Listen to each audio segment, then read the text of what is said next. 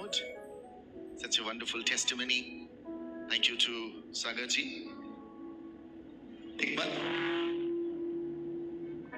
एक बात याद रखें, कोई भी साक्षी अपनी साक्षी नहीं, सारी साक्षियां या टेस्टिमनीज ईश्वर की साक्षी। एक महंत, उसको जहर देके मारने की योजना हो रही है और एक नर्स इलाज करने आ रही है और कहती है आप मरोगे नहीं, और जिंदा खुदा है वो आपको मरने ही नहीं देगा। और वो महंत जी आज तक उस नर्स को खोज रहे हैं। मुझसे कहते हैं गुरुजी वो नर्स को खोजना है। मैंने कहा उस नर्स को खोजने की जरूरत नहीं है, उसका उद्देश्य पूरा हो गया। हालेलुया, बोले प्रभु यीशु महाराज की। देखिए बहुत से लोग बोलते हैं यार धर्म बदल जाता है। मैं आपको बताऊं मेरा तो नहीं बदला, मेरे माता पिता बैठे हुए सामने, हमारा नहीं बदला, क्योंकि प्रभु यीशु का उद्देश्य किसी का धर्म, किसी का पंथ बदलना नहीं है। उनका लक्ष्य है कि हमारे हृदयों का रूपांतरण हो जाए और हार्ट मस्ट चेंज। और उन्होंने कहा है ना धर्मस्य खंडनार्थे जगति जातो अहम वरन परिपूर्ति रेव में अवतार हो हेतु। ये मत सोचो कि मैं धर्म का खंडन मंडन करने आया हूं, तुम्हारी व्यवस्था को लोप करने आया हूं। मैं इसीलिए आया हूं कि तुम्हारी व्यवस्थाएं पूर्ण हो जाएं। ये साक्षियां बड़ी रियल साक्षी है सर। और एक चीज इन साक्षियों में मिलती है कि ईश्वर कार्यरत है। प्रभु कहते हैं मैं और मेरा पिता अभी भी काम कर रहे हैं। Me and my father we are working, still working. कहां काम कर रहा है? सागर जी आपके जीवन में कार्य किया उसने, अद्भुत। बड़ी बातें हैं, बहुत सी बातें हैं, उन्होंने शेयर नहीं की, लेकिन इन आने वाले 2 दिवसीय समागम में हम इसकी और चर्चा करेंगे। बोलिए प्रभु यीशु महाराज जी की, परम पिता की, पावन आत्मा की। 3 बातें बड़ी गहराई से स्वीकार करने लायक है। That has to be accepted, उसको स्वीकार करना है। एक तो पहली चीज प्रभु कहते हैं तुमने मुझे नहीं चुना है परंतु मैंने तुम्हें चुना है। It is not that you have chosen me but I have chosen you, appointed you, नियुक्त किया है कि तुम संसार में जाओ, फलवंत हो और तुम्हारे फल स्थायी रहें। हेलो, ऐसा नहीं कि आज बस अभी के लिए, नो, ड्यूरेबिलिटी, सस्टेनेबिलिटी बना रहे, बरकरार रहे। और मैंने तुम्हें चुनाव किया है, तुम्हारा उसमें कोई काम नहीं। I have chosen you. Sir ये बात जब आप एक्सेप्ट कर लेते हो कि मेरा चुनाव ईश्वर ने किया है, खत्म कहानी। फिर सारी चीजें स्वीकार है, कष्ट, पीड़ा, परेशानी, व्याधियां, जो कुछ भी है नेगेटिव, आप स्वीकार कर लोगे अगर इस बात में तटस्थ हो गए कि उसने मुझे बुलाया है। क्लियर। और दूसरी बात जो आपकी लाइफ के लिए प्रिडेस्टिन्ड है, प्रभु कहते हैं जब तक पिता न भेजे कोई मेरे पास नहीं आता। Until and unless Father draws, no one can come unto me. जब तक अखिल ब्रह्मांड नायक न भेजे कोई जीसस के पास नहीं आ सकता। और तीसरी बात जो बिल्कुल अपने हाथ में गुदना की तरह गुदवा लेने लायक है, हेलो, कह रहा है जब तक ऊपर से न दिया जाए कोई मनुष्य प्राप्त नहीं कर सकता। Until and unless given from above, no one can receive. And Christ is given unto you. प्रभु वो उपहार स्वरूप आपके जीवन में आए। हालेलुया, बोले प्रभु यीशु महाराज की, परम पिता की, पावन आत्मा की। संत अगस्तिन एक बड़ी प्यारी बात कहते हैं, Lord thou hast made us for thyself and restless is our soul until it rest in thee. प्रभु आपने हमें अपने लिए ही सृजा, बनाया और निर्मित किया है, और हमारी आत्मा तब तक तड़पती भटकती और व्याकुल रहती है जब तक कि वो आप में ही विश्राम ना कर ले। हेलो, बृहदारण्यक उपनिषद बहुत प्यारा उपनिषद है, और हम लोग उपनिषद की गहराई को समझते हैं। हम जब विवेचना करते हैं, साहब मैं नीचे आ रहा हूं, क्षमा करिएगा मुझे, can I come down? Thank you. हम लोग जो विवेचना करते हैं साहब, देखिए सत्य जो है, आदम ने अपने आप को पत्तों से ढांक लिया। वो पत्तों से ढांकने का बड़ा गहरा अर्थ है कि मनुष्य जाति की बुद्धि समझ ढकी हुई है। हेलो, और उन पत्तों का हटना बड़ा जरूरी है साहब। अब देखिए, मैं कोई बात को संस्कृत में बोलूं तो आपको सनातनी टाइप का दिखूंगा। ओम भूर्भुवः स्वः तत्सवितुर्वरेण्यं भर्गो देवस्य धीमहि धियो यो न प्रचोदयात्। अब ये साहब पंडित जी आए, ब्राह्मण दिखने लग गए, हम सनातनी दिखने लग गए। अब मैं इसको उर्दू में बोलूं, मौलिकुल मुल्क लशरीक लहू वहदहू ला इलाहा इल्ला हू, शम्स तबरेज गर खुदा तलबी खुशबुखा इलाहा इल्ला। अभी मुझे तो लगेगा अरे मुसलमान बोल रहा है। इंग्लिश में बोलूं तो अंग्रेज क्रिश्चियन लगे। ईश्वर इन बातों से बड़ा ऊंचा है, और ईश्वर किसी भाषा, किसी कर्मकांड में बंधा हुआ नहीं है। और जब तक हम इन सब चीजों से ऊपर उठ के नहीं देखेंगे, ईश्वर का भी समझ में नहीं आएगा। अभी हमारे वजीर आजम लोगों का एक मुहिम चल रहा है, भगवा रंग, भगवा रंग। मुझे किसी ने कहा आप भगवा रंग पहन के यीशु का प्रचार क्यों कर? मैंने कहा आप ही लोग तो चाह रहे हो कि भगवा हो जाए, हम कर रहे हैं वही, तो आप बुरा क्यों मान रहे भाई? मैंने कहा मैं भी बीजेपी वाला हूं, मेरा पूरा घर बीजेपी वाला है, मैं भारतीय जीसस पार्टी का हूं, मैं बीजेपी वाला हूं। हालेलुया। देखिए प्रभु यीशु, सच में मैं आपको बताऊं साहब, कभी कभी हम सोचते हैं, खैर बृहदारण्यक उपनिषद में मैत्री और कात्यायनी का बड़ा अद्भुत आख्यान है। उसको जब आप पढ़ो तो आपको जो उपनिषदों की भाषा है बड़ी गहरी। पंडित जी और हम लोग बैठ के हम लोग जब विवेचना करते हैं साहब, तो कहीं भी यीशु हमको पराया नहीं दिखता। और एक बात मैं आपको बता दूं कि यीशु मसीह को अंग्रेज लोग नहीं लाए थे। यीशु मसीह को 52 एडी में, मैं अपने माता पिता जी को चेन्नई ले जाने वाला हूं दिखाने के लिए। अभी आजकल मेरे से जिद करते, बेटा अपने सत्संग में हमको भी ले चलो। कैसा लगता, आनंद आता है। बोलते बेटा आनंद आता है, ऐसा आनंद हमको कहीं नहीं आता। ये वही लोग हैं जो मेरे पीछे मेरे प्राण लेने के पीछे पड़े। मैं दिल्ली यूनिवर्सिटी में मैंने ऑनर्स किया है अपना। तो जब मैं पढ़ाई कर रहा था, पिताजी मेरे बहुत अच्छे योगी हैं, ऐसे नहीं बैठे। अच्छा, मेरी इच्छा थी कि ये पूरा चर्च भरा होता तो मेरी ये साक्षी सुनता। पिताजी मेरे बहुत अच्छे योगी और चीफ अकाउंटेंट ऑफिसर रहे शहडोल में, मध्य प्रदेश में। तो मैंने एक दिन अपने पिताजी से कहा मुझे गुरु चाहिए। तो पिताजी ने कहा मैं तेरा गुरु। मैंने कहा आप मेरे गुरु नहीं हो सकते, आप सिगरेट, मेरे पिताजी बहुत सिगरेट पिया करते थे, सामने बैठे हुए, मैं ये बात बड़ी प्रामाणिक रूप से कह रहा हूँ, वो सिगरेट खूब पीते थे और माता जी से कभी कभी बड़ा लड़ाई झगड़ा करें। तो मैं कहता आप गुरु नहीं हो सकते, आप लोग गुरु परंपरा के लोग हैं। और मेरे पिताजी क्रिया योग वाले हैं। हमारे यहाँ अष्टांग योग है, यम नियम आसन प्राणायाम प्रत्याहार धारणा ध्यान समाधि। आज ये बाबा रामदेव लोग ये कर रहे हैं ना, प्राणायाम अनुलोम विलोम। हम बहुत बचपन से इन चीजों को सीखे अपने पिताजी से, बहुत छोटे छोटे से। पिताजी हमारे बोलते थे अनुलोम विलोम किया करो, कपालभाति करो, भस्त्रिका प्राणायाम करो। और 8-8 घंटे हमारे पिताजी जब संडे की छुट्टी होती थी और अपना बैठ के क्रिया योग करते थे। तो बड़ा मेरी चेष्टा जिज्ञासा जगी कि पापा मुझे भी गुरु चाहिए। हमारे यहाँ अवतार बाबा की एक बड़ी फोटो लगी हुई मंदिर में, हम भी बड़े जिज्ञासु थे, गुरु चाहिए गुरु चाहिए। तो गुरु न मिले हमको।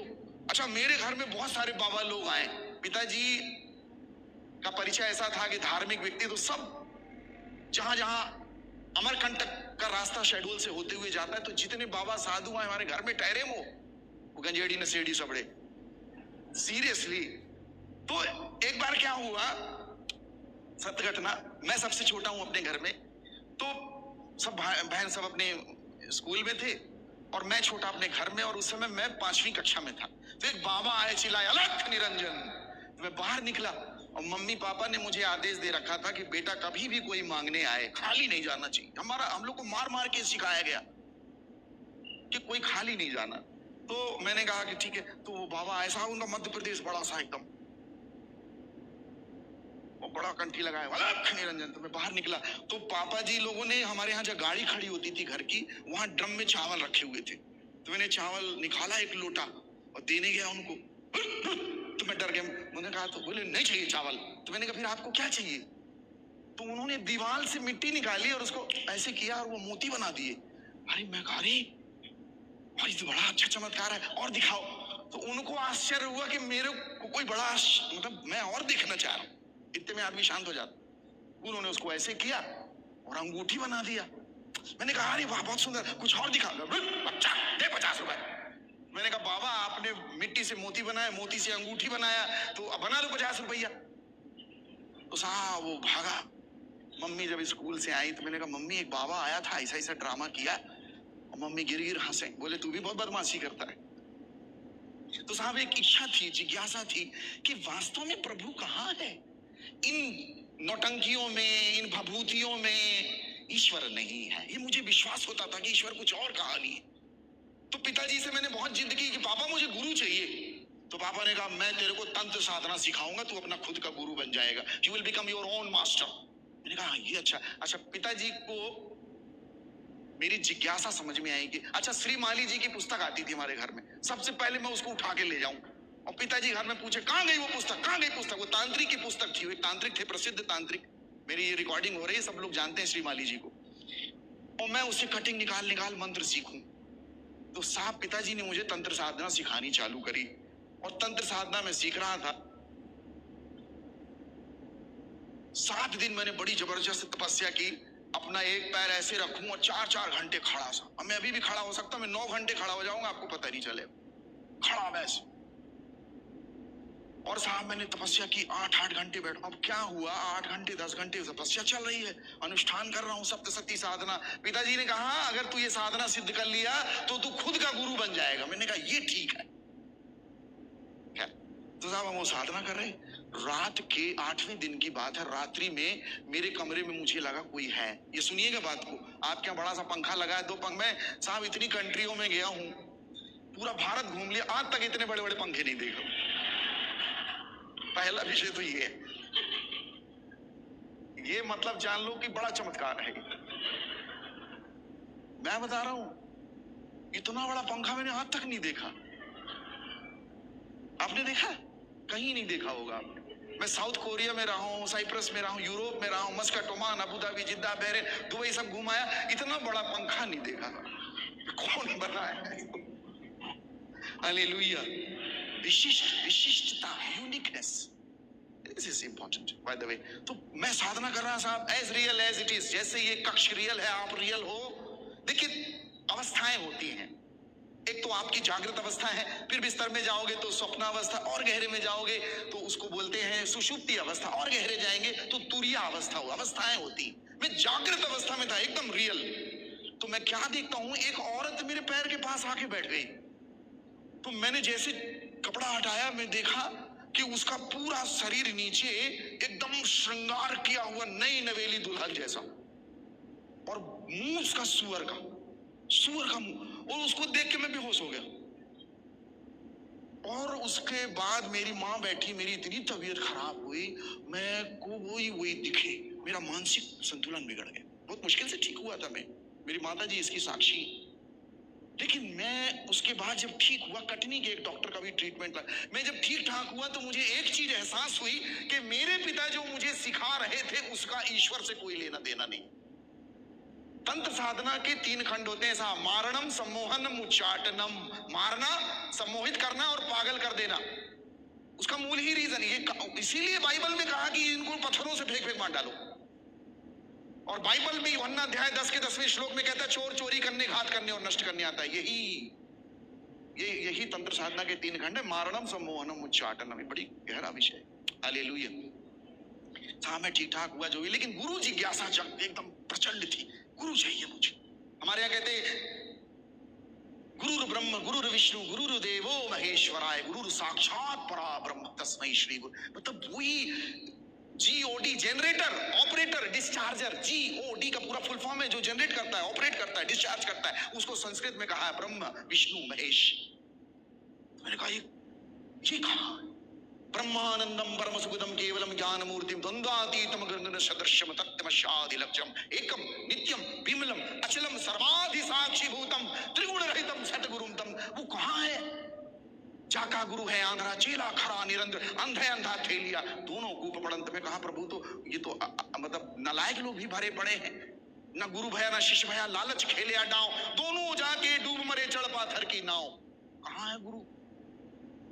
अशुद्ध भी है तो वो शुद्ध कहाँ है? तो जिज्ञासा बड़ी साहब, मैं अच्छे नंबर से पास हुआ, दिल्ली यूनिवर्सिटी में मेरा एडमिशन हुआ, मेरिट लिस्ट आई मेरी, 12वीं में मेरिट लिस्ट महाराष्ट्र शहडोल में मैं एडमिशन हुआ, दिल्ली यूनिवर्सिटी के रामजस कॉलेज में प्रवेश हुआ। पहले दिन मैं कॉलेज में गया, साहब डर गया। मेरे कॉलेज का पहला लड़का जो मुझे मिला सीनियर, उसके यहाँ पे माउजर लगी हुई थी और कुत्ते की मोटी मोटी चेन जैसे, वो जाट गुजर के लड़के, वो सोने सोने की चैन पहन के आए।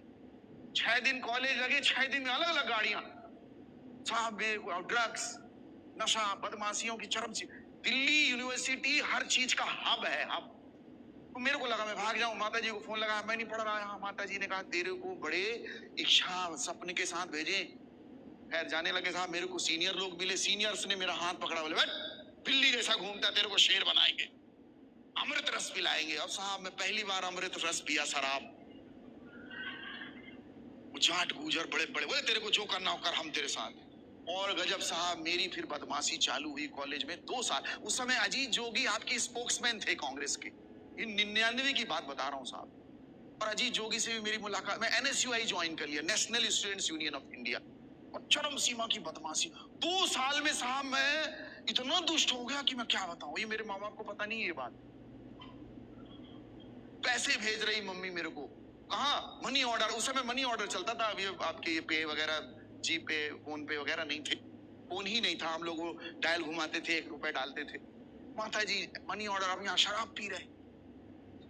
मेरे कॉलेज में जैमसेशन प्रोग्राम था, अमिताभ बच्चन आए थे, हेमा मालिनी आई थी, और शक्ति कपूर और जस्सी जिसने गाना गाया दिल ले गई कुड़ी गुजरात में। प्रोग्राम चल रहा और हम लोग सब नशे में डूबे नाच रहे। अच्छा, एक बड़ा धार्मिक लड़का देखिए दुष्टता में कहां पहुंच गया। और पूरा मेरा एक गैंग, वो गैंग का मैं लीडर, हम नाच रहे। और मैं दूर से देख रहा हूं कुछ लोग बैठे हुए और वो गिटार बजा रहे हैं। हमारे कॉलेज के बड़े कैंपस में ग्राउंड, बड़ा ग्राउंड, उसमें बैठे हुए वो गिटार बजा रहे हैं। अच्छा आप मानोगे नहीं, मैं हेमा मालिनी को बड़े ध्यान से देख रहा था।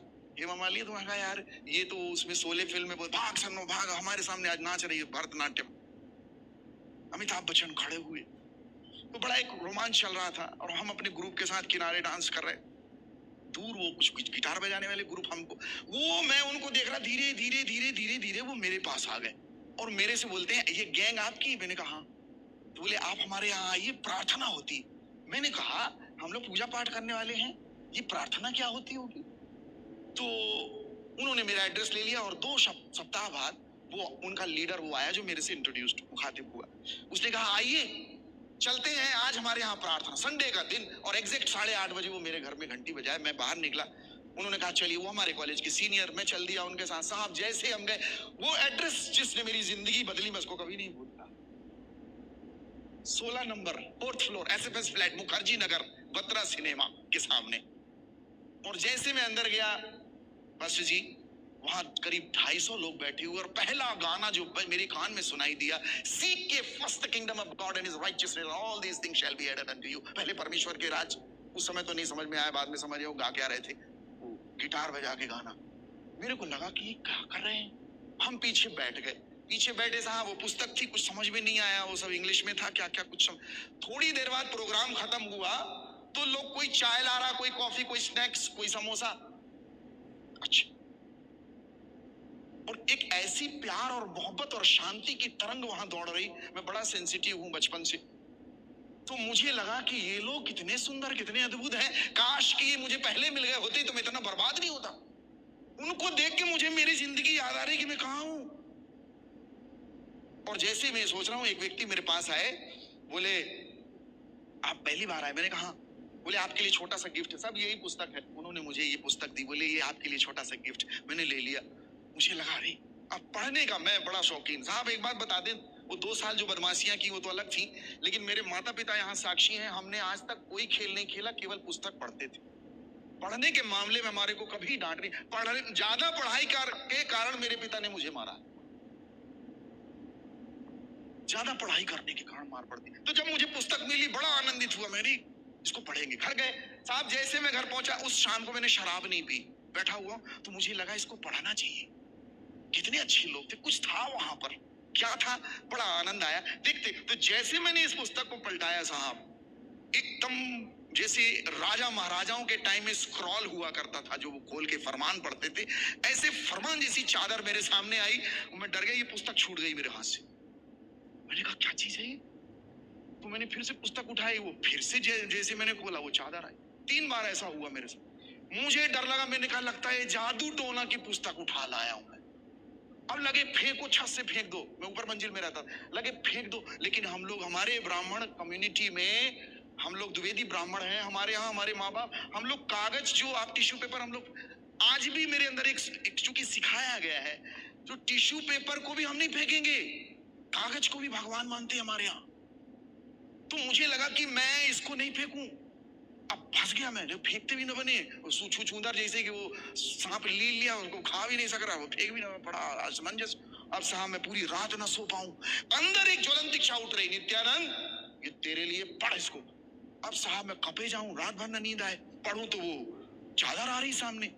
एक विचित्र सा अनुभव साहब, पूरी रात नहीं सोया। सुबह मैं इसको उठाया, पॉलिथीन में भरा इसको, मैं पॉलिथीन में भरा, और जब मैं रास्ते में ले जा रहा था ऐसे करके, तो लोग मुझे देखे कि ले क्या जा रहा है ये, डर के उसमें, और लेके गया। मैं घंटी दबाया उस बटन को जहां पे मैं लिया था इस पुस्तक को।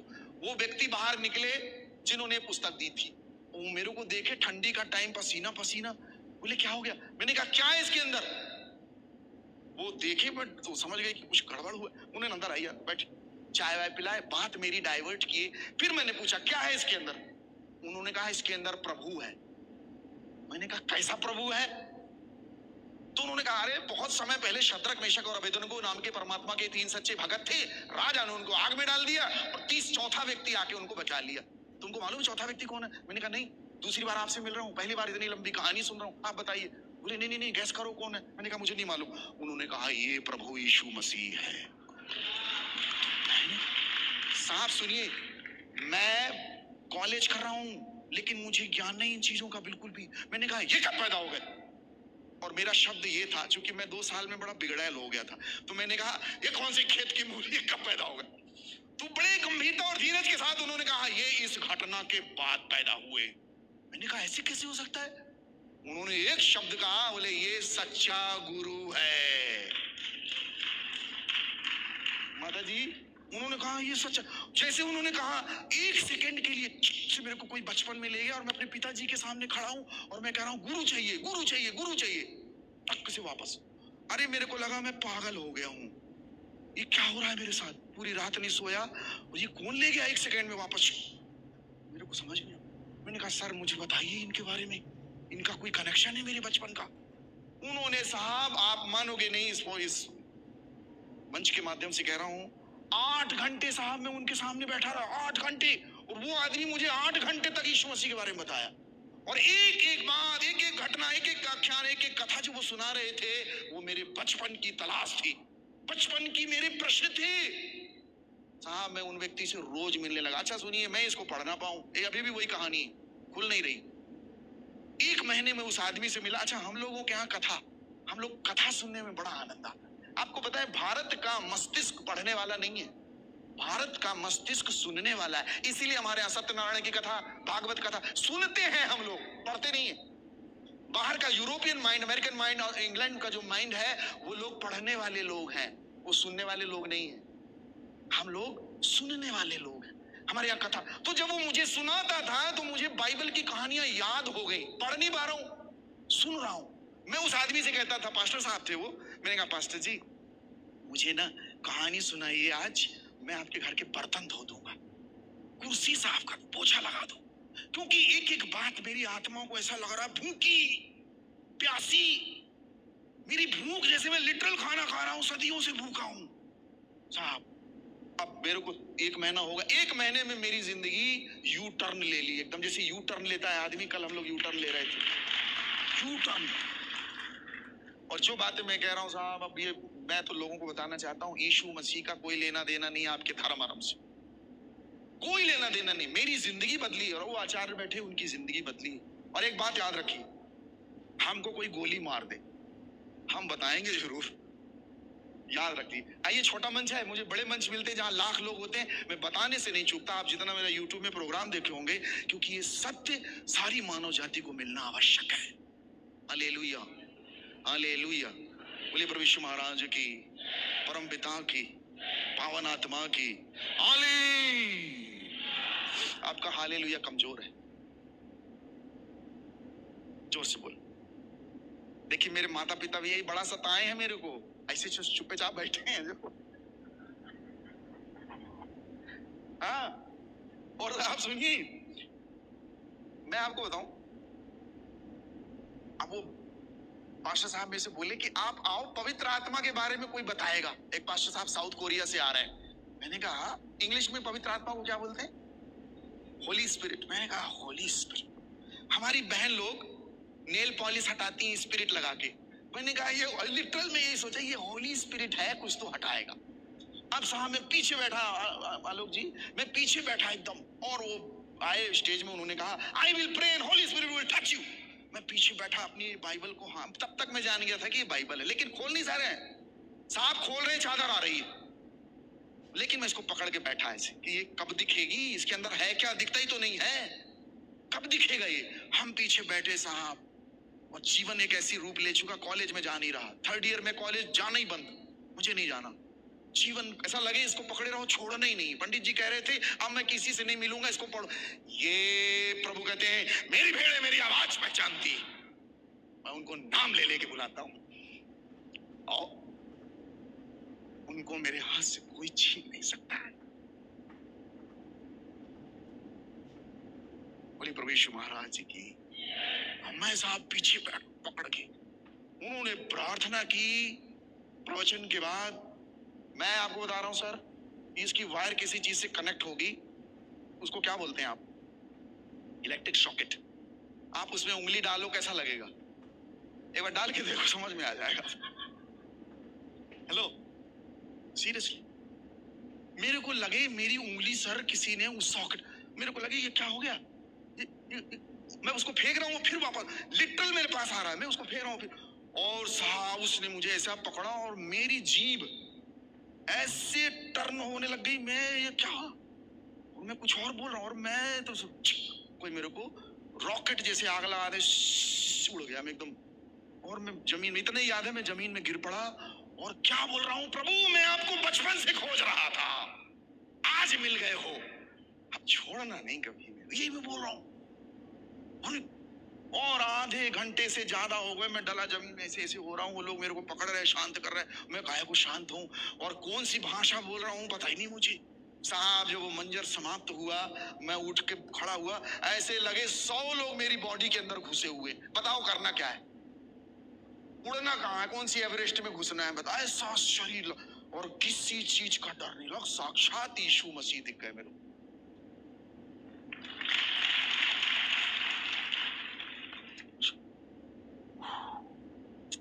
हालेलुया, बोले प्रभु यीशु महाराज की। अब कोई बोले धर्म परिवर्तन, अब कोई बोले कि ये यीशु मसीह के लोग पैसा दे, साक्षात्कार हो गया साहब, 3.5 हाथ की मेरी काया उसका दर्शन कर रही। नित्यानंद अपनी सांसें अपना जीवन दे दे, मैं तेरा ख्याल रखूं।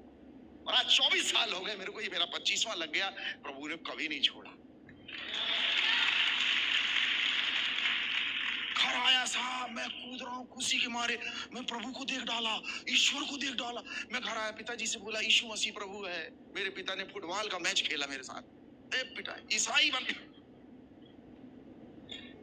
ईसाई बन गया, गाय खाया होगा, धर्म भ्रष्ट कर दिया, ब्राह्मण का लड़का। अरे मेरी इतनी पिटाई हुई साहब, मेरे को लगे मेरे को ये क्या हो गया, ये क्या हो रहा है भाई। मैं तो गंदा था, एक अच्छा जीवन आ गया, दुष्ट हो जाता, क्या बन रहा था, और मैं ये मेरी जिंदगी बदल गई, मेरे पापों का प्रायश्चित करके मैंने प्रभु की दीक्षा ले ली, नया जीवन हो गया। और सुनिए साहब, वो 1 महीने तक जो नहीं दिख रहा था, उस आत्मा के संस्पर्श के बाद पूरा क्रिस्टल क्लियर और बहुत ज्यादा क्लियर दिखने लग गया। हालेलुया।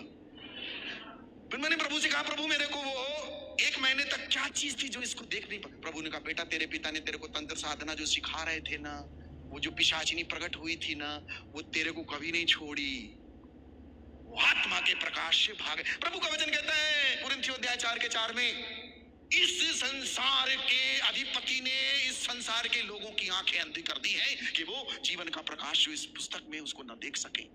हालेलुया, बोले प्रभु यीशु महाराज की, परम पिता की, पावन आत्मा की। ये इंसान के बस में नहीं है कि वो प्रभु यीशु को जान जाए। प्रियो, मैं आज आपको अपनी साक्षी प्रमाण के साथ दे रहा हूं, मेरे पिता ने मुझे बहुत मारा, मेरे घर से जाना बंद, जा नहीं सकता। कौन है तेरे पीछे, कौन तेरे को दिमाग पे रख, वो एक शब्द यूज करते हैं, ब्रेन वॉश। मैंने कहा मेरे को यीशु मसीह दिखे साक्षात। हाँ, मेरे मित्र से मैं मिला जो बचपन में हम लोग बातचीत करते थे, मोंटी। मैं कहा मोंटी मेरे को प्रभु मिल गए। बोले कौन सी प्रभु मिल गए बड़े भैया आपको? अरे मैंने कहा उनका नाम यीशु मसीह। बोले भाई यहाँ से आना नहीं मेरे घर में। मैंने कहा ये कैसा भाई? अच्छा आप गोबर पूजो साहब, गोबर, आप गोबर की पूजा करो, आप केकड़ा पूजो, केकड़ा, मेंढक पूजो, कोई नहीं बोलेगा आपको। आप यीशु मसीह का नाम लेके दिखा, कूटे कूटे जाओगे आप, बल भरा कूटे जाओगे। मैं बता रहा हूँ, यीशु मसीह का नाम लेके दिखा दो आप। मैं तो एक चीज के लिए हैरान था, मेरा दोस्त इतना अच्छा, हम लोग कहीं भूत पूज रहे, कहीं ये कर रहे, नहीं, मैं जहां बोला हाँ यीशु। बाद में उसको भी दर्शन हुआ, साक्षात उसको भी दिखाई दिए, जो मेरे बाहर रात में आया, दरवाजा पीट रहा। बोले एक तो बाबा खड़े हैं ऐसे ऐसे कर रहे हैं, उनके हाथ में छेद है। अरे मैं कहा बाबा नहीं है, यीशु मसीह। हालेलुया। बोले प्रभु यीशु महाराज की, परम पिता की। एक साल में अपने घर से, मेरे पिता ने इस पुस्तक को फेंक दिया था, ये चिथड़े चिथड़े हो गई। आज भी इसको लेके घूमता हूँ साक्षी देने के लिए। मेरे पिताजी यहाँ बैठे हुए, हर एक घुटना टिकेगा, हर एक जुबान अंगीकार करेगी कि यीशु मसीह प्रभु है। ये लिख के रख लीजिए। मैं आपसे ये क्लियर बोलना चाहता हूँ, हम लोग भाग नहीं सकते। और एक चीज जो बिल्कुल क्लियर, आपने ये जो इसका जो मूल वाक्य लिखा हुआ है इस समागम का, प्रकाशित वाक्य अध्याय 22 का 12वां 13वां 14वां में पढ़ रहा था, पश्याहम तूर्णामागच्छामि। संस्कृत में ये होगा कि देखो मैं शीघ्र आने वाला हूं। आपने देखा था वो हाका, माओरी कौम का डांस है न्यूजीलैंड का, वो उनकी एमपी कर रही थी ना, हाना, वो करती हाका डांस कर रही। ये हाका डांस वो बड़ा रौद्र रूप वाला, ये प्रभु का जो ये रस है इसमें ना, ये भी बड़ा रौद्र रस है इसमें। हमारे यहाँ 9 रस हैं, 11 भेद हैं उसके। और बाइबल की कुछ बातों को जब आप रस के साथ पढ़ेंगे तो समझ में आएगी। अच्छा, हम लोग वैदिक लोग हैं, और जब हम वैदिक परंपरा से आए हैं तो कुछ चीजों को हमको ज्यादा गहराई से समझ में आता है। वो हम लोग साहब अभी कल ही विवेचना कर रहे थे। मानिएगा, इस बात को बड़ी हैरानी लगेगी आपको, जब वो भविष्य पुराण पढ़ रहे हैं और भविष्य पुराण में जब वो कलगी अवतार का हमको बहुत क्लियर समझ में आ रहा है, क्लियर समझ में आ रहा है, ये वही है, ये वही है जो आने वाला था। हम लोग अभी चर्चा कर रहे थे कि अब्राहम, उत्पत्ति अध्याय 12 में उसके दूसरे पहले श्लोक में वो प्रस्थान करते हैं अब्राहम, और अपने साथ में उनकी पत्नी सारा और उनका भतीजा लूत, 3 चल पड़े। प्रभु ने कहा निकल जा, परम पिता परमेश्वर ने कहा, आदेश किया, निकल जा अपने घर को छोड़ के, मैं तेरे को वो दिखाऊंगा कनान का भूमि। चल दिए साहब। जब उसको आप बड़े ध्यान से देखोगे, पूरी रामायण है वो, राम सीता लक्ष्मण, वो किसी ने उसको क्या इंटरप्रिटेशन करके भारत में लेके आ गया है, बड़ा हैरानी लगती है। मैं सुलेमान की एक कथा पढ़ रहा था, उसमें उस महिला का आख्यान, 2 महिलाएं हैं, वैश्या हैं, वो आख्यान हमारे यहाँ भी है। वो राजा सुलेमान, उसको विक्रमादित्य से जोड़ दिया उन्होंने। ये गाथा कहीं ना कहीं से हमारे पास भी आई हुई है। जब आप उसका चित्रण देखोगे, लूत को पकड़ लिया, लूत को पकड़ लिया, अब्राहम लड़ रहे, लक्ष्मण के ऊपर पास लग गई, लेके आ रहा है, बड़ी वो बड़ा जोड़ है उसका। और कहीं ना कहीं भारत में भी सत्य कहीं ना किसी रूप में आया है, और कई जगहों पर उसका गहरा चित्रण अब इन दिनों में हम चर्चा करेंगे। बोलिए प्रभु यीशु महाराज की, परम पिता की, पावन आत्मा की हाली। यिर्मयाह चैप्टर 9 वर्स 23-24 में एक बड़ा सुंदर आख्यान है। प्रभु कहते हैं, बुद्धिमान अपनी बुद्धि का घमंड, बलवान अपने बल का घमंड, धनवान अपने धन का घमंड। किसी को यदि किसी बात पर घमंड करना है तो वह इस बात पर करे कि वह मुझे ईश्वर को, क्योंकि मैं प्रभु इस धरती पर दया, न्याय और धर्म की स्थापना करने के लिए आता हूं, और मैं प्रभु इन्हीं बातों से प्रसन्न होता हूं। हेलो हेलो, 3 पावर हैं इस ब्रह्मांड में साहब। वो आपके पास तीनों में से कोई भी चीज आ जाए, आप रूलिंग करने लग जाओगे। एक है बुद्धि, बन जाइए IAS IPS, बनने के लिए पागल है लोग, पूरी चल ही रहा। बलवान हो जाएगी। मैं अक्सर बोलता हूं, हमारे भारत देश में कोई आदमी स्वस्थ रहने के लिए जिम नहीं जाता, सुंदर दिखने के लिए जिम जाते हैं। भारत का कॉन्सेप्ट अलग है। और तीसरा है धनवान। If you have richness, you can rule. आपके पास धन है, आप बलवान हो जाओगे, आप सब कुछ कंट्रोल करने। 3 चीजें आपको पावर देती, बुद्धि, बल और धन। लेकिन प्रभु कहते हैं कि इन चीजों के ऊपर भी एक चीज है, मुझ ईश्वर को जानना। हालेलुया। मैं बृहदारण्यक उपनिषद का आख्यान बता रहा था। बृहदारण्यक उपनिषद में मैत्री और कात्यायनी का आख्यान है। मैत्री और कात्यायनी को छोड़कर ऋषि याज्ञवल्क्य संन्यास्त होने के लिए जाते हैं। जब वो संन्यास्त होने के लिए जाते हैं, उनको लगता है मेरी पत्नी 2 है। हेलो, प्राचीन समय में कई पत्नियां होती थी। हेलो, याद रखिएगा, आज का जो युग है ना, बहुत सीधे साधे लोग हो। प्राचीन युग को आप देखोगे ना, प्राचीन युग के करप्शन ज्यादा थे। मैं कभी खजुराहो देखता हूं, मैं कहता हूं ये सब तो आज बेचारे बहुत छोटे छोटे। खजुराहो का मंदिर जब मैं देखता हूं तो मैं लोगों के पाप को नगण्य मानता हूं उनके आगे। हालेलुया। बाय द वे,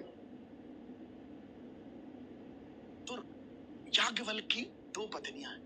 तो याज्ञवल्क्य जब सब छोड़ छाड़ के जाने लग गए तो उनको चिंता लगी, मैं जा रहा हूं, मेरी पत्नियां भूखी रहेंगी, प्यासी रहेंगी, कुछ इनकी जिंदगी जो रोजी रोटी के लिए कुछ कर जाऊं। तो उन्होंने संपत्ति बांटनी प्रारंभ की। जब वो बांटने लग गए तो उनके मन में देने का पूरा ख्याल किया, आधा आधा दे। तो उनकी पत्नी मैत्री कहती, मुझे ये नहीं चाहिए, मुझे ये नहीं चाहिए।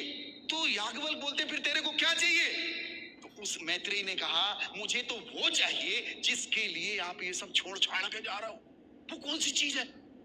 तो उन्होंने गीत गाया, असतो मां सतगमय, तमसो मां ज्योतिर्गमय, मृत्योर्मा अमृतम गमय। हे मेरे नाथ, मुझे अंधेरे से प्रकाश की ओर ले चलिए, असत्य से सत्य की ओर ले चलिए, मुझे मृत्यु से अमरता की ओर। ये गाना गाया मैत्रेयी ने, और वो मैत्रेयी की प्रार्थना प्रत्येक मनुष्य की प्रार्थना बन गई।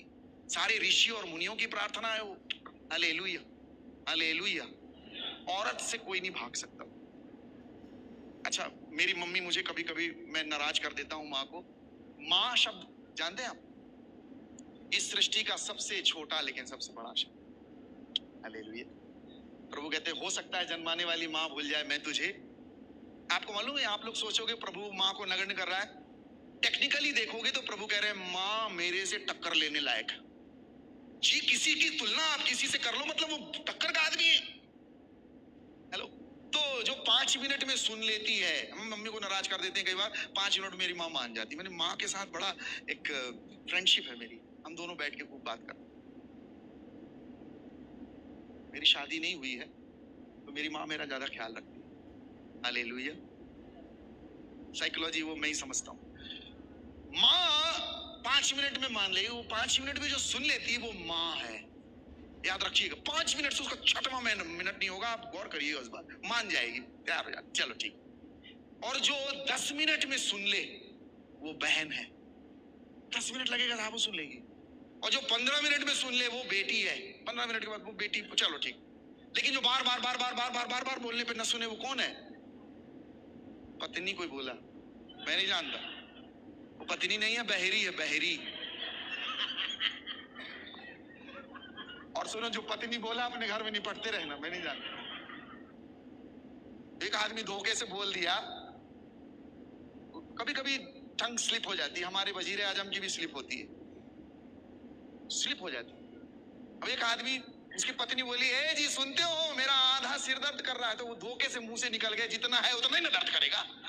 उसके बाद उसका पूरा सिर दर्द कर रहा, पूरा शरीर ही दर्द कर। साहब हम एक घर में गए, उद्घाटन, वो बर्थडे साहब, बर्थडे, बड़ा रिच परिवार, दिल्ली में हम गए। और वो उन्होंने हमको कहा, गुरुजी मेरी पत्नी का बर्थडे, आपको आना है केक सेरेमनी। मैंने कहा मैं निश्चित आऊं। मैं साहब जैसे गया, केक उड़ते उड़ते आया, केक। मैं कहा ये क्या हो गया, क्यों फेंक दिया? औरत गुस्सा कर रही, मेरे पति को देखिए कितने मुंह रखे। मैंने कहा हुआ क्या भाई, तो केक फेंकने की जरूरत क्या? बोली देखिए ना गुरु। मैंने, पति बोलता है बाबा जी गलती। मैंने कहा क्या गलती कर दी? औरत ने तुम्हारा केक फेंक दी। बोले गुरुजी मेरी पत्नी का नाम तपस्या है, केक वाले ने समस्या लिख दिया उसमें। मजाक नहीं, ये कई बातें बड़ी। बोले प्रभु यीशु महाराज की, परम पिता की। कितनी औरतें बैठी, हाथ उठाई, औरतें, विमेंस विमेंस विमेंस विमेंस, हाथ उठा, पूरा हाथ उठाई। आधी औरत तो नहीं हो सकती। वेरी गुड, देखिए। अच्छा हाथ दीजिए। पुरुष कितने बैठे? ये आपसे सीख लिए तुरंत, देखिए पूरा हाथ उठा रहे हैं। दूसरों के अनुभव से सीख लेने वाला ज्ञानी। अच्छा, औरतें जब रोती हैं माता जी, औरतें जब रोती हैं तो अपने मुंह पर हाथ रखती हैं, गौर करिएगा। और आदमी जब रोता है तो अपनी आंख पे हाथ रख, क्योंकि ये कुदरत बताती है औरतों के ज्यादातर गुनाह उनकी जुबान से होते हैं और आदमी के ज्यादातर गुनाह उनकी निगाहों से होते हैं। याद रखिए, हमारे पास बहुत लोग आते हैं, इतनी महिलाएं आती हैं, बाबा हमारा ये, बाबा हमारा, बाबा हमारा हाथ देख, बाबा हमारा माथा देखो।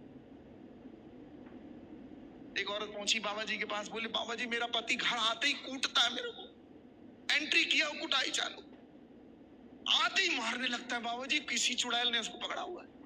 बाबा ने कहा मेरे पास इलाज है, वशीकरण की ताबीज देता हूं तेरे को, बिल्कुल तेरा पति ठीक हो। हाँ बाबा जी, ताबीज दे दी, बोले इसको मुंह में रख लेना जैसे तेरा पति आता, पूरा दिमाग उसका बदल जाएगा। पति आया, उसने तुरंत मुंह में रख लिया, बोले 2 घंटे तक रखे रहना। अब साहब उसका पति का दिमाग बदल गया, वो न मारे उसको। वो औरत बड़ी हैरान की, यार ये क्या चीज है। 1 महीने तक बिल्कुल माहौल शांत, पति मार ही नहीं रहा। वो औरत पहुंची, बाबा ताबीज बड़ी चमत्कारी है, मेरा पति तो बिल्कुल शांत हो। बाबा ने कहा बेटा ताबीज में कुछ नहीं, तेरी जुबान 2 घंटे जो बंद रहती है ना, ये तो ये जो जीभा है, जीभा। बोले प्रभु यीशु महाराज की, परम पिता की, पुरुषों के लिए एक ही सलाह, आंख पे कंट्रोल। मनुष्य आदमी की आंख और जीवा, महिला की जीवा। बोले प्रभु यीशु महाराज की। एक राजा के दरबार में, हम समाप्त करेंगे, हमारे पास 10 मिनट और है। एक राजा के दरबार में एक अजनबी इंसान नौकरी मांगने के लिए आया। माता जी, मम्मी, पिताजी, एक राजा के दरबार में एक अजनबी इंसान नौकरी मांगने के लिए आया। उसकी काबिलियत पूछी गई तो वो बोला मैं आदमी हो चाहे जानवर, मात्र शक्ल देखकर ही उसके बारे में सब कुछ बता सकता हूं। अच्छा, राजा उसकी काबिलियत से प्रसन्न हुए। राजा ने उसको अपने अस्तबल का मैनेजर बना दिया। कुछ दिन बाद राजा ने उससे अपने बेशकीमती घोड़े के बारे में पूछा, बता ये मेरा अनमोल घोड़ा जो है ये कैसा है। तो उस नौकर ने कहा महाराज आपका ये जो घोड़ा है ना, नस्ल वाला नहीं है। राजा बड़े हैरान, क्या बात कर रहा है, ये तो बड़ा स्पेशल घोड़ा है, नस्ल वाला कैसे। राजा ने जंगल से घोड़े वाले को बुलाया, मामला उसको पूछा, क्या बात है। बोले हाँ महाराज ये बात बिल्कुल सच है, ये इसकी पैदाइश में इसकी मां मर गई थी तो ये गाय का दूध पी के बड़ा हुआ है। राजा बड़े हैरान। राजा ने उससे पूछा तेरे को कैसे पता चला कि ये नस्ल वाला नहीं है। बोले महाराज जब ये घास खाता है तो गाय की तरह घास खाता है, सिर नीचे करके। नस्ल वाला घोड़ा जो है घास को मुंह में लेके सिर ऊंचा करके खाता है। मैं इसकी हरकत से जान गया कि नस्ल वाला घोड़ा नहीं। राजा उसकी काबिलियत से बड़े प्रसन्न हुए। राजा ने उसके घर में अंडा, मुर्गी, दाल, चावल, भेड़, बकरी, बकरा और इनाम भिजवा दिया और उसको रानी के महल में तैनात कर दिया। कुछ दिन बाद राजा ने उसे रानी के बारे में सलाह मांगी, बता मेरी रानी कैसी। उसने कहा रानी खानदानी नहीं है। ये सुन के राजा के पैर के नीचे से जमीन खिसक गई। क्या बात कर रहा। अपनी सासू माँ के पास भागा, उसने मामला बताया। सासू माँ ने कहा ये बात सच है, हमारी बेटी पैदा हुई, पैदा होते ही आपके पिता ने हमारी बेटी से आपका लिए रिश्ता मांग लिया था, लेकिन 6 माह बाद हमारी बेटी मर गई, लिहाजा आपके रजवाड़े से संबंध रखने के लिए हमने एक बेटी गोद ले ली। गोद ली हुई बेटी ही तेरी रानी है। राजा बड़ा हैरान। राजा नौकर को बुलाया, बोले बता तेरे को कैसे पता चला कि रानी खानदानी नहीं। बोले महाराज रानी साहिबा का जो सलूक है, जो रवैया है नौकरों के साथ, छोटों के साथ, वो गंवारों से भी गया बीता है। एक खानदानी आदमी का कोई बोलचाल का, व्यवहार का तरीका होता है, वो रानी साहिबा में बिल्कुल नहीं है। मैं उनकी हरकतों से जान गया कि खानदानी नहीं। राजा बड़ा प्रसन्न उसकी उस काबिलियत से। राजा ने अंडा, मुर्गी, दाल, चावल, भेड़, बकरी, बहुत सब अनाज उसके घर में बतौर इनाम भिजवाया और उसको अपने महल में तैनात कर दिया। और कुछ दिन बाद राजा ने उससे अपने बारे में पूछा, पता मैं कैसा हूं। उसने कहा जान की सलामती हो तो कहूं। राजा ने जान की सलामती का हुक्म दिया। उसने कहा ना तो आप राजा हो, ना आपका चाल चलन राजा वाला है, आप किसी चरवाहे के लड़के हो।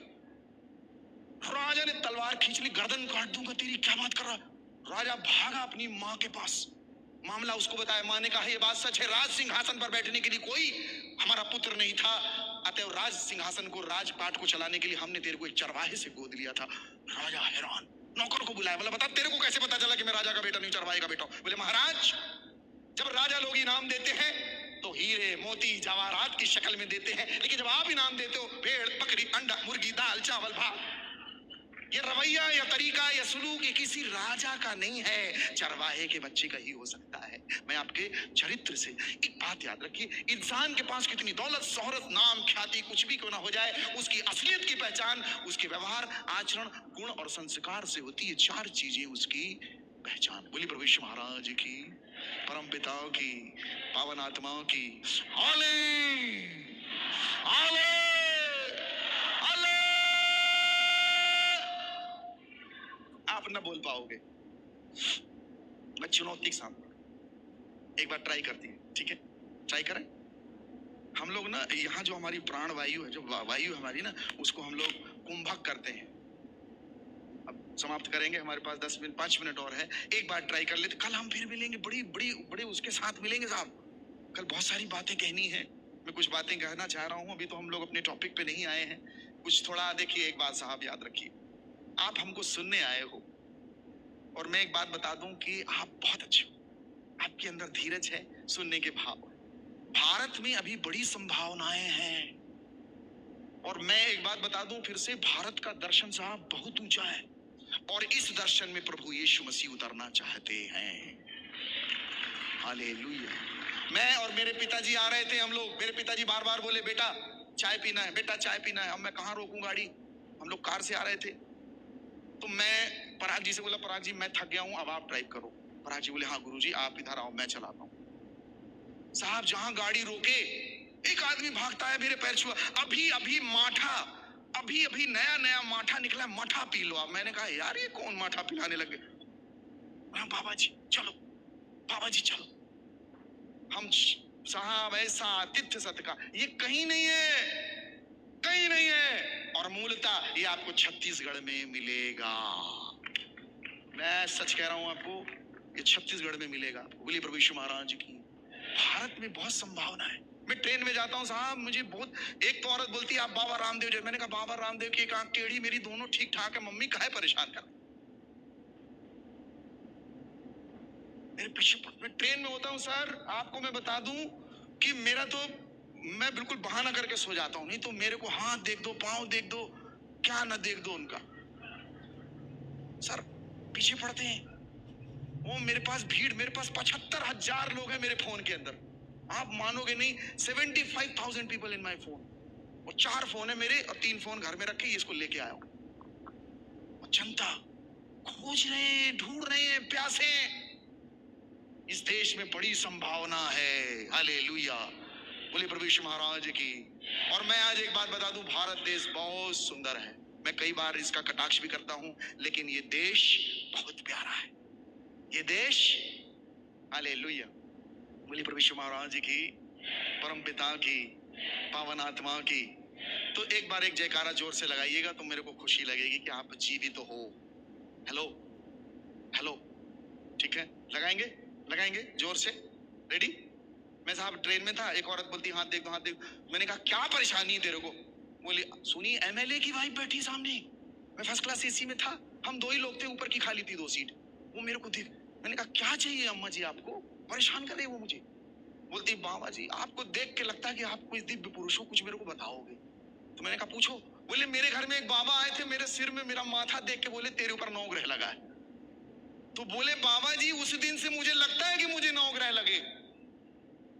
हेलो, स्पीच पावर बड़ा पावरफुल होता है। मैंने कहा ठीक है मैडम 9 ग्रह लगे। मैंने कहा बाबा ने कुछ निवारण बताया है? बोले हाँ निवारण बताया, बोले 21 लाख का हवन करना पड़ेगा। तो मैंने कहा तब तो बाबा जरूर शांत हो जाएंगे। बोले आप कुछ उपाय? मैंने कहा मेरे पास है, मैं प्रार्थना करूंगा कि तेरे ऊपर एक ग्रह और लग जाए। तो बोले आप मेरे जले पे नमक छिड़क कर। मैंने कहा नहीं, मैं सच में प्रार्थना करूंगा तेरे ऊपर एक ग्रह और लग जाए, रावण की मुंडी टाइप बराबर 10 12 मून नाल अंज एट आर पत 10। भाई नहीं अच्छा लगता ना, 9 पूरा थोड़ी, 10 पूर्ण अंग 10। बोले आप मजाक। मैंने कहा नहीं, मैं दुआ करूंगा, प्रार्थना करूंगा माता जी आपके ऊपर अनुग्रह लग जाए। क्या लग जाए? इससे बड़ा कोई ग्रह। मैं हमेशा इस श्लोक को बोलता हूं, 9 ग्रह दुनिया के, मेरा तो बस अनुग्रह। बोलिए बोलिए 9 ग्रह दुनिया के, मेरा तो बस अनुग्रह। यूयम अनुग्रहात् परित्राणाम प्राप्ता, अनुग्रह से ही विश्वास द्वारा तुम्हारा। हालेलुया। जयकारा लगाएंगे एक बार और, ठीक है? मेरे साथ लगाइएगा, ओके? 1 2 3।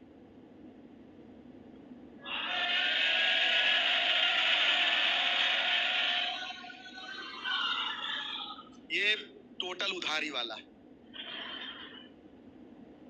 मैं आपको एक बात बता दूं, उधार से जिंदगी नहीं चलेगी। जीसस ने चेलों से कहा, दुनिया मेरे बारे में क्या बोलती है? तो चेलों ने कहा, फलाना ढिमाका, ये वो, यिर्मयाह, संत यूहन्ना, कुछ कुछ यशायाह। दुनिया कुछ भी बोलेगी, ईसाई लोग धर्म बदल देते हैं, और ये है रिलीजन है सीएनआई मेथोडिस्ट, और ये वो फलाना पेंटिकॉस्टल। मैं अभी भी हैरान हूं, ये सांता क्लॉज कौन है? मैं अभी भी जानना चाह रहा हूं। वो संत निकोलस की कहानी, ये Santa Claus Pepsi Coca Cola वाला का बनाया हुआ है। 1914 में एडवर्टाइजमेंट करने के लिए संत निकोलस को मोटा सा बना दिया उन्होंने, लाफिंग बुद्धा टाइप का, थोड़ा उसकी प्रोडक्शन को बड़ा करने के लिए। कोई लेना देना नहीं है सेंटा क्लॉज का और जीसस का।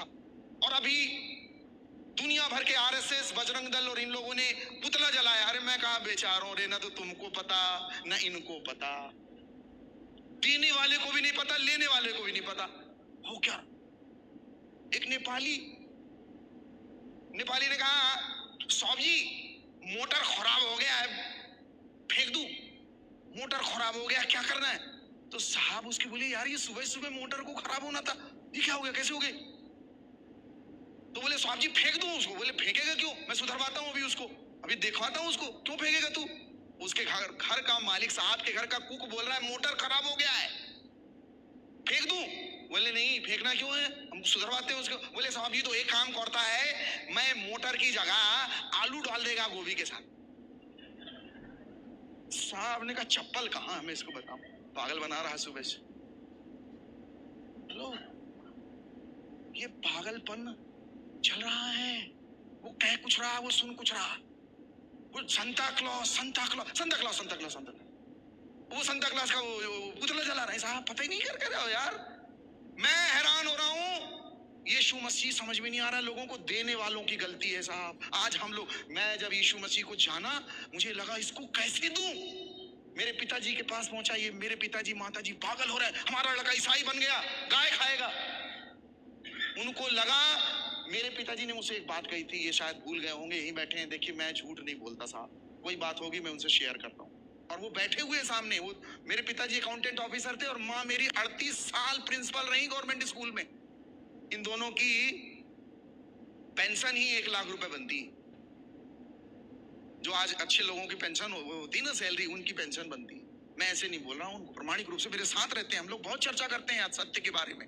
मेरे पिताजी कई चीजें पढ़ते हैं और हम उस बात पे डिबेट होती है हमारी। मेरे पिताजी ने मेरे से कहा, अगर तेरे को ईश्वर के पीछे ही जाना है तो भोगवादियों के साथ मत चल। मैंने कहा, अरे मेरे पिता, माइकल दारू पी के दंगा करता है, फिल्म में आई अमर अकबर एंथोनी, क्रिश्चियन, उसमें ईसाई लोगों ने उसका विरोध नहीं किया। मैं हैरान होता हूं। एक क्रूस लगाया गुंडा। हेलो, एक गुंडे का चरित्र क्या है? माइकल डिकोस्टा, पीटर परेरा, अरे ऐसा है ही नहीं, लेकिन कैसा प्रेजेंट कर दिया। ये शैतान की बहुत बड़ी मुहिम है। यीशु मसीह अध्यात्म का शिखर है। आप और मैं जिसके पीछे जाते हैं वो क्रूस पर बलिदान हुआ, महाबली राजा है वो, लेकिन हमको उसको देना नहीं आता। मैं बड़ा हैरान हूं, ये आया कहां से, ये कितनी भ्रांतियां मची हुई हैं। आपने देखा वो अमर अकबरी एंथोनी का वो कैरेक्टर दारू पी के ऐसे ऐसे कर रहा है, और वो क्या क्रिश्चियन का एक चित्र दे रहा है वो। और जिस यीशु मसीह को हमने जब पाया, हमें लगा इस देश की आंखें खोलना आवश्यक है। नित्यानंद, हमारी तरह साधु सुंदर सिंह ने भी उसको जब पाया तो उनके लिए चुनौती थी। मेरे लिए भी, मेरा नागपुर में कार्यक्रम था, मैं किसी से नहीं डरता, मेरे को कोई नहीं रोक सकता। मैंने साक्षात यीशु मसीह का दर्शन किया है और मेरी हृदय की इच्छा है कि पूरा ब्रह्मांड उसको मेरे मुख से सुने कि वो जीवन की रोटी है। उसको देने के लिए हम पीछे नहीं हटेंगे साहब, याद रख लीजिएगा। मैं इस मंच से और लाखों के मंच से ये बात बोलूंगा कि यीशु मसीह ही मुक्ति का दरवाजा है। बोले प्रभु यीशु महाराज की, परम पिता की, पावन आत्मा की। आज मेरी माताओं, बहनों, प्रियो, भाइयों, सब इस विषय को खोलना और भारत के लोगों को देना उनके तरीके से बहुत जरूरी है। हम इस विषय पे भी रविवार को चर्चा करेंगे। बोलिए प्रभु यीशु महाराज की, परम पिता की, पावन आत्मा की। जोर से जयकारा लगाएंगे। मैं अभी आपका वो उधारी वाला मुझे पसंद नहीं आया। जयकारा, जयकारा। पंडित जी आइए, पराग जी आप भी आइए, हम सब लोग खड़े हो जाएंगे प्लीज।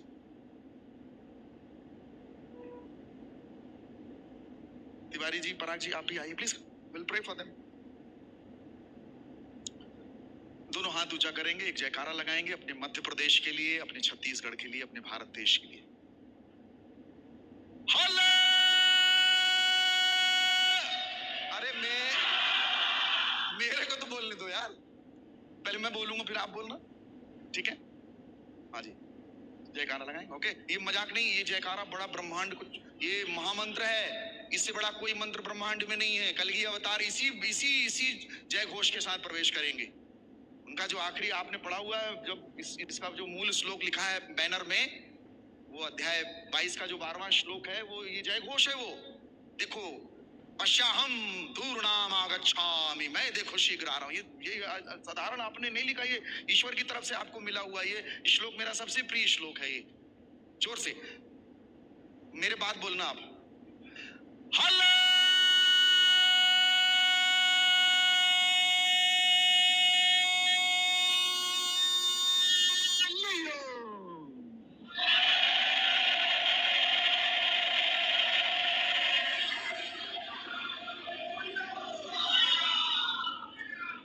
देखो, हाले यहाँ है, लुइया यहाँ चला गया। मैं क्लियर बता रहा हूँ, एक साथ लगाएंगे जयकारा। देखिए, आपकी जो स्पाइनल कॉर्ड है, मैं लिखित में दे रहा हूँ, आप में पसीना आ गया होगा, लिख के ले लीजिए मेरे साथ। ये पूरी इंद्रियों को, पूरे नाड़ी संस्थान को खोलने वाला मंत्र है। मैंने भूत भागते देखे मेरे घर में। मेरे माता पिताजी, हम लोग बैठे, एक लड़की आई, उसके माँ बाप उसको लेके आए, बढ़िया अच्छा हमसे बात कर रही, जहां मैंने हालेलुया बोला वो प्रकट हो गई। वो माता जी बैठी हुई प्रकट। उस समय हमारे यहाँ के जज भी मेरे से मिलने आए थे। जज साहब ने तमाशा तांडव देखा, यीशु के भक्त हो गए। बोले एक शब्द से, एक शब्द गुरुदेव का, ताका अनंत विचार था के मुनि जन पंडिता, वेद न पावे पार। हालेलुया, ऐसा है यीशु मसीह। बोले प्रभु यीशु महाराज की एक बार और जयकारा। देखिए, 2 दिवसीय समागम है, मैं चाहता हूँ पूरी कुर्सियां भरे रहें और वो ऊपर जो बालकनी है वो भी भर जाए। ठीक है, ठीक है, क्लियर? एक बार जयकारा, दोनों हाथ ऊंचा करके। हल्ला!